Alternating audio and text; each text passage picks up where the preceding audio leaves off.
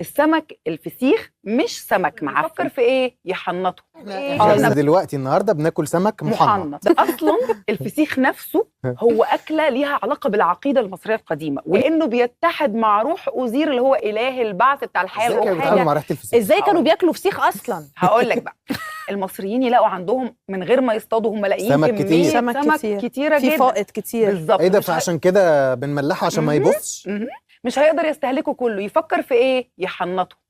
يا احنا سلام. بنحنط الجثث. يا سلام. الميت بيحنطوه يعني بايه؟ احنا دلوقتي النهارده بناكل سمك محنط. عندنا ملح نترون. احنا عندنا الصحراء الغربيه مليانه ملح نترون، وكنا بنجيبه عشان نحطه على المامي قبل ما تتحنط علشان تفقد الميه اللي فيها عشان ما يحصلهاش تعفن. السمك الفسيخ مش سمك معفن، هو سمك متفسخ. عمليه التفسخ دي مملح ومتفسخ. عمليه التفسخ دي مختلفه عن التعفن. هو بيشفط منه الميه لما بيحطوا له ملح كتير. الملح ده بيسحب منه البكتيريا والميه والحاجات اللي تخليه يعفن. فهو سمك متفسخ، مش يا ريته كان معفن. ايوه هو متحنط. انا عايزه اقول لك ان في يعني لما حد يجي يقول لك بقى كده ما تاكلش فسيخ علشان ده السمك ده معفن، تقول له لا حاجه متحنط. هقول لك حاجه وابعت لك كمان صوره. ابعت لك صوره كمان للمعبود انوبيس واقف في مقبره وقدامه سمكه بيحنطها.